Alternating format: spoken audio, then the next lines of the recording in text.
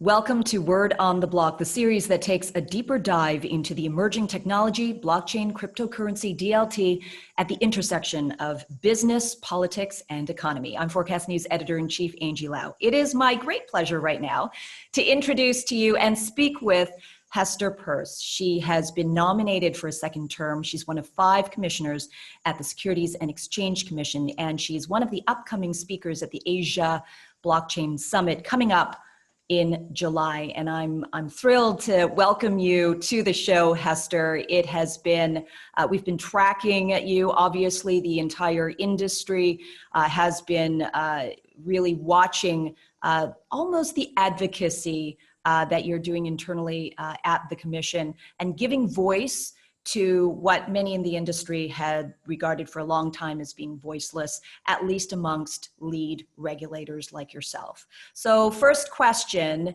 is, you've been nominated for a second term. Congratulations, it's a 5-year term. Any word on US Senate confirmation yet?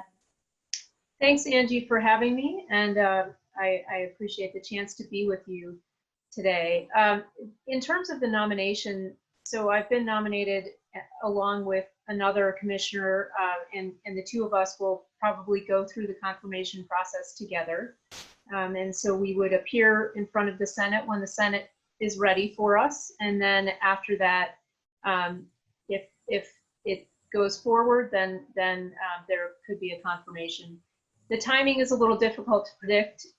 It's really up to the Senate to figure out the timing of moving forward. You know, being one of the 5 commissioners, obviously your voice is important, but of course it also is reflective of what the entire commission and one of the many opinions that are voiced when it comes to policy and legislation, advisory and regulations. Since you started, which was about 2 years ago, to where you are now, what would you say has been perhaps the evolution of understanding or even regard for cryptocurrency and DLT and financial instruments as such amongst your commissioners at the SEC? Well, and I think it's a really important point that you bring up, that I'm one of 5. And so that's one of the beauties of the commission structure in the US. It brings together people with different views. And so I have to tell you that the views I represent are my own views and not necessarily those of the commission or my fellow commissioners. And I think in this space, that's been pretty evident that sometimes I take one view and my colleagues take another. But that said, I continue to be optimistic because I think my colleagues are following the space, and they do see that there are developments happening in the space and that there are positive things coming out of it.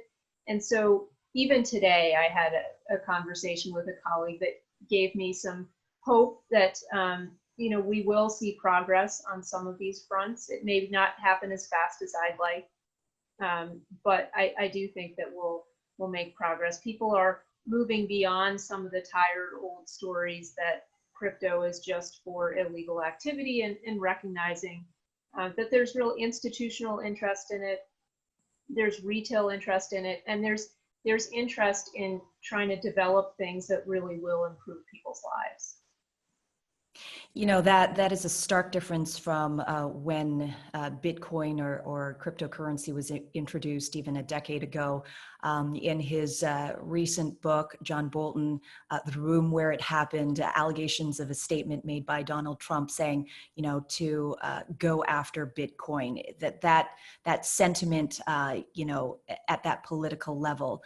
Where do you think the administration is right now, at least, when it comes to thinking about blockchain and cryptocurrency and the DLT and DeFi, all of these things that technology has really innovated for us? Well, again, I mean, I can't speak for my own agency, let alone the administration. We're an independent agency, and so that does affect how we move forward. But what I will say is that a number of my colleagues across the government have been very interested in this space, whether it's Heath Tarbert at the CFTC and Bryan Quintenz at the CFTC, or Brian Brooks at the OCC, Chris Giancarlo, who used to be at the CFTC. There's really a lot of interest. And so I think people are seeing the positive aspects and looking for a road forward in a way that provides the legal protections we need to provide, but at the same time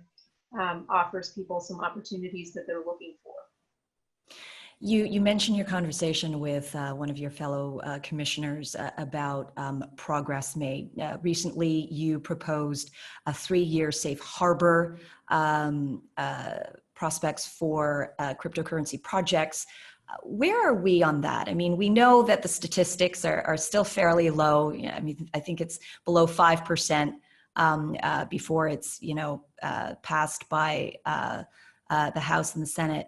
But where are we on that when it comes to potentially seeing establishment of a 3-year safe harbor?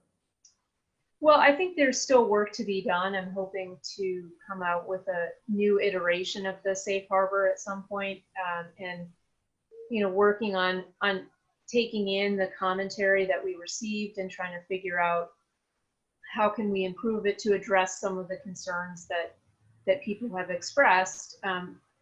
Protection of token buyers is, of course, something that's at top of people's mind. And so are there ways that we can strengthen the safe harbor to address those concerns? So I think, as I've said all along, having this kind of thing ready to go for when people feel the moment is right is helpful. And so I think even moving the ball along in this direction is helpful. Now, that said, I continue to believe that if we don't do something in the US, that development will move outside of the US. And Asia is a place where a lot of activity is happening, and a lot of governments in this region have found ways to move forward with this technology. And I think that's something that we really need to learn from. Are the commissioners, and including yourself, which nations of interest are most of interest to you? What are the innovations in this space, especially in this region in Asia? Have you been monitoring? Well, I think Singapore has been very active. I think there's interest in Japan and in developing a regulatory framework. There's interest. China is obviously taking steps to move forward as well. So I think we're seeing a lot across the region. And then I think even in some of the less developed countries, they're looking for ways to integrate some of this technology. And maybe they're at an advantage in a way because they don't have the same sort of scale. And I say that not in a critical way, but it's easy for a regulatory regime that's been in place for a long time to get stale as with respect to technology. And so if you have a less developed regime, then you're able to sort of build it from the ground up and integrate that technology, or at least make it technology neutral, which is really where we should all be trying to get. Right now, that comparison is really astute. I mean, at the end of the day, you've got a very established system in the United States, a lot of checks and balances across government and agency. SEC is an independent yet government agency. And so the web is very intricate, but designed to obviously support a mature nation. Less can be said about the evolution of systems in the modern era, from China, that went from, from empirical China to communism to now market economy with socialism ties. So you're right about that, but still, there are developments that are being made at such a fast pace that we're observing being based here in Asia that we're just not seeing in the US. So for example, as you know, DCEP, the digital currency electronic payment project, a pilot in China is already across 4 cities being integrated. The population is already used to digital payments of some kind. No, it's been a cashless society practically for the past couple of years. And so where does that put the United States? Are you worried about just the stark difference between adoption on one hand, ready to go in China and in other spots in Asia, versus the still figuring it out and talking about it stage in the United States? I absolutely do worry about that. I think we in the US have something to offer that still helps us have an advantage in many ways, in that a lot of people want to go to the US to build things and to raise capital. And so we have that advantage, but we can't just ride on the laurels of that. We have to also look at what's happening elsewhere. And it is interesting to see some of the developments that are happening in terms of sort of moving to this cashless society. I don't know that that'll be the way it goes in the US, but I think that there is certainly going to be progress on that front, and I think it can be helpful for lots of people. So we need to keep that in mind too. It's not just the innovators who are trying to get stuff done, it's the people who will actually be able to use it. And so we want to make sure that we're offering as many opportunities and many options for investors, consumers, and others in society to be able to do what's most convenient for them. Yeah.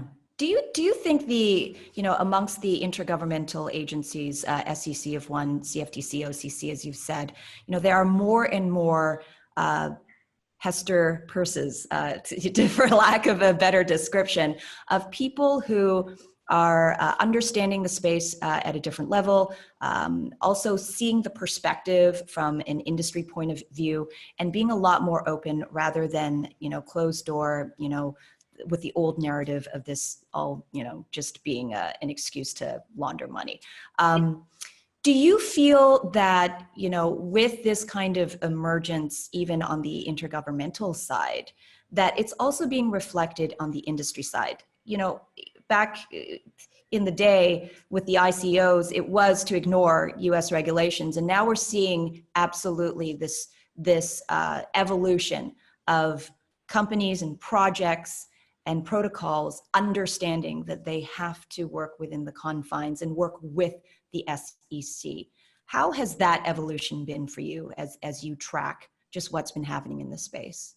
Well, I think as you get more institutional interest in the space, people are going to say, look, we've got to work within the regulatory framework. And so that can be very helpful. But I think one missing piece is, at least on the SEC side, is that we really have to show people progress. We have to show them not only that it's important to comply with the regulatory framework, and that's why we brought a number of these enforcement actions. We have to uphold the law as it's written, but we also have to say, but we understand that there are some changes that we have to make. And until you really show that with offering people, hey, here's an accommodation we made, people get discouraged. And so that's what I worry about, is that people, they've been waiting for a while to see some kind of change. Their money is running out. I mean, that's an issue too, right? You can't just keep going forever without bringing the project to fruition. And so people are waiting, and so until we actually say, no, we're serious about this, I'm worried that there'll be a problem. Now, the counter to that is that we've given some no action relief, and there are some players in this space who've gotten who are offering products that are based on a cryptocurrency, or so there are some things happening, but I think we need to have more progress to really have even more people come to us and say, okay, now here's what I want to build. Here's where I think the regulation is going to stand in the way. What can we do about this? So I'm hopeful that, not only will we at the SEC give people more hope that we'll actually make those accommodations, but I'm hopeful that we across the government will come together and give people an easier way to navigate cross-governmental regulatory barriers. And that's a bigger undertaking because it's not something that we normally do. But I'm thinking that might be really a way to show that we're serious about this. No action relief. You know, it still feels case by case. Lots of lawyers involved, a lot of outreach between SEC and attorneys, which can be enormously expensive. But if that is entrenched in a 3-year safe harbor, you know, that's a different story. So right now you've got no action relief for the big projects, at least who are capitalized, but less so now with COVID. And then at some point, 3-year safe harbor. What's the time frame here that the industry can expect? Well, again, it's hard to predict, but I'm hopeful that we can make progress. You know, within that we'll be able to say that something has moved forward in 2020. But it's you know, COVID has really affected everyone. It's affected us, certainly the market, what's been going on in the markets as a result of COVID and the shutdowns has also affected us and affected our workload. We're in work from home mode. And so those kinds of things do have an effect. That said, some things, you know, we're trying to be business as usual as much as we can, and some things are going forward. So the FinHub, which is the group at the SEC that spends most of its time on crypto and other fintech issues, they're still doing their meetups. They're just doing them virtually now. So people should still be reaching out to us. Don't assume that we're not interested, even though a lot of the public-facing stuff you see is related to COVID. That doesn't mean that we're not interested in hearing about your projects. You don't have to come in with a lawyer. That's important to know too. But I understand that as a practical matter, probably if you're going to try to do something in the US, you're going to need to get legal counsel. But at least coming and talking to us can give you a sense of what the potential issues that you might need to get legal advice on, what those are. And that's certainly much different than, you know, suddenly waking up to legal action, which we've seen over the past couple of years. You know, it also boils down to the Howey test. You know, this is cryptocurrency a security? How is that regarded? You know, the CFTC sees it as one thing, SEC sees it as another. When are we going to get standard definition of a token, cryptocurrency? Are we starting to see the different multi-layers of understanding how it's regarded by the commissioners, how it's regarded by the agencies?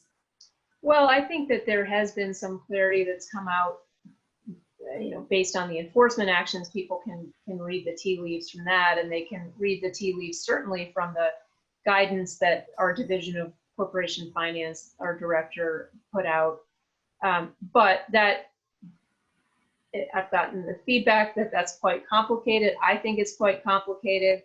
I personally have an issue with some of the way that we've been viewing this.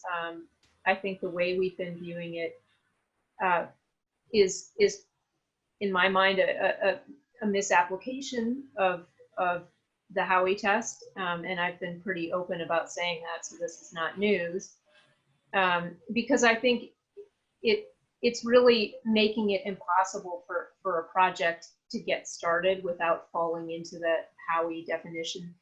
And so, you know, that's made me sort of think more broadly. The Howey test has been out there for a long time, and it's been a quite useful framework for us to think about whether an investment contract is in fact a security. But it does lead to some really interesting questions about whether things that none of us might have thought are securities actually are securities. So I think we really need to do a little bit of soul searching to say, well, if we're applying this test in this way in the crypto context, have we been misapplying it in other contexts, and is it much broader than we actually thought? There's a chance that Congress might come in and say, hey, we want you to think about tokens in some other way than through the Howey lens. That's certainly their prerogative to do that. But because they haven't done that yet, we are using the framework that has been passed on through the courts. And that's how our securities law in the US is made, which does distinguish it from some other places, which have much more prescriptive definitions of what it is to be a security. So that, I think that framework is probably here to stay. The safe harbor would at least offer a way to keep the framework, but then allow token projects to move forward with more certainty. I recently spoke to Chris Giancarlo, ex-head of CFTC. You know, one of the names that you shared at the beginning of this conversation of people who are just increasingly in this space, who are coming from agency and then also working.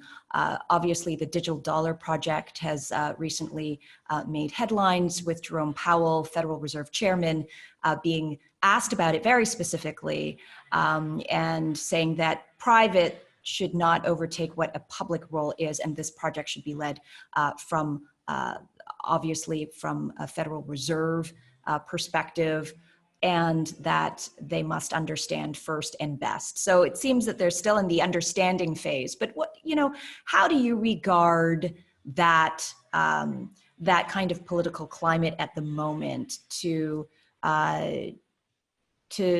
talk about the digital dollar? As you said, you know, it really has to be motivated by Congress to tell you as an agency how you want to, you know, redefine and or tweak the language, the regulatory language. Do you think that that political, I guess, interest is there, or is it being distracted right now because of what's happening across the country and also with COVID? Yeah, I mean, there's a lot happening, and certainly the digital dollar debate is really outside of my purview as a securities regulator. But I think that one of the things that CryptoDad, Chris Giancarlo, has been very helpful in thinking about, and this is not just related to crypto, it's not just related to fintech, but more broadly, when he was chairman of the CFTC, one of the things that I really appreciated was that he had a very optimistic outlook about how technology could really transform our lives. And he always approached it from that perspective of thinking about what is technology going to do to make our lives, the lives of American citizens, the lives of people throughout the world better. And I think that's something that I've taken away from him, and that's how I like to think about things too.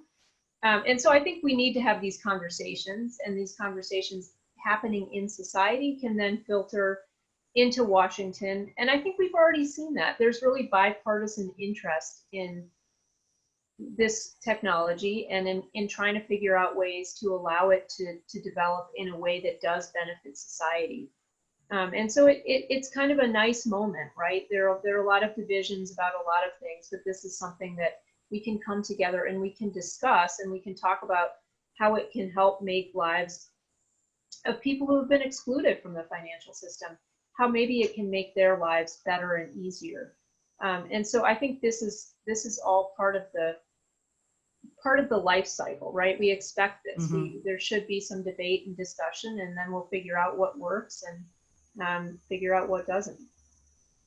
Well, from crypto dad to crypto mom, you've been seen, obviously, in your dissent at the commission to be one of those thoughtful regulators who really think from that perspective, as you've just shared. So we've got crypto mom, crypto dad. How do you regard your role, especially if there's no doubt, at least from a lot of people's mind, but until the confirmation from the U.S. Senate entrenches your second term for 5 years, what's your mandate going to be as crypto mom? Well, again, if I am confirmed, which would be an honor, then I would continue trying to do some of the work on some of the things that I've been working on. And I think stepping back from the crypto space and thinking more generally of innovation, that's really what brought me to this space with, it's a great case study for us. And how do we handle this totally new way of thinking about the world? We haven't been great on innovation on much more micro levels than this really brand new way of thinking about so many things. And so crypto is an opportunity for us to be introspective and to say, hey, are we handling innovation right? Or do we need to really make some wholesale changes in the way we as a regulator think about innovation? And so that's a theme that I hope to carry forward and think about in the next term if I'm confirmed. And I think also, go ahead. No, please go ahead. So I think also just thinking about how can we make our capital markets work for a broader segment of the population. Capital markets can transform people's lives. And so allowing the financial system to reach more people means that we have to really revisit some regulatory features that are in place now. So we have a standard that says to invest in certain things, you've got to be accredited, and to be accredited means that you have to have this level of wealth or income. Mm-hmm. So is there something that we can do on that front to think about that and to think about whether that still works? And maybe some of the unintended consequences of that are that we've kept people from participating in the financial system who might have wanted to participate. So those are some of the kinds of things that I hope to think about. That is, one of the legacy regulations that have indeed prevented a lot of people from participating in wealth generation. To the point where you could almost argue that cryptocurrency and blockchain and all of the financial instruments that have evolved, it was really, this was one of the things that it was responding to. DeFi has just popped up as well. It's certainly, an emerging space in financial, for financial services. How do you regard SEC role and DeFi? What's your opinion on that? Well, again, I think it has to be considered on a case-by-case basis. We have to think about the facts and circumstances. And in some cases, it really won't implicate us as much as probably some of our fellow regulators. But there are other instances when it may well be within our wheelhouse. And I guess, that's the message that I have to bring as well, which is that with all of this stuff, you've got to think about the regulatory framework. If you're reaching into the US, you have to think about that because there could be consequences if you don't.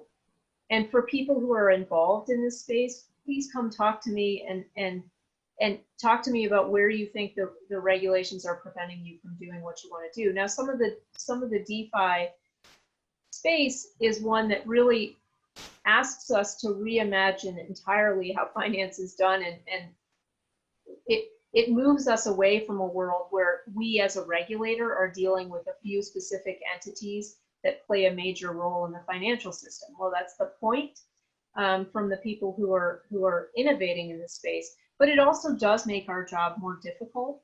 If something does go wrong, people may come to us and say, hey, something bad happened to me. I want you to stop it from happening to other people and to help me. And we have to grapple with that too, because part of our job is to protect the integrity of the markets. So thinking about the legal structure in this new world is difficult, and figuring out where exactly we're implicated as a regulator is difficult. So I don't have all the answers yet. Well, I don't think any one of us do, but what's critical here is public discourse, and it is a pleasure to have this conversation with you and share some of your views with the rest of the audience. Very eager to learn as to where 2020 and beyond really takes the world and this industry. Hester Peirce, thank you so much for joining us. It was a real pleasure. Thank you, Angie. I really enjoyed it. And thank you everyone for joining us on this latest episode of Word on the Block. I'm Angie Lau. Until the next time. You know what I'm going to say here, right? Like, comment, subscribe. We hope you do. I'm Editor-in-Chief Angie Lau, Forkast News. Subscribe for a lot more in-depth conversations. This is what we do for you every day. And here's the next one.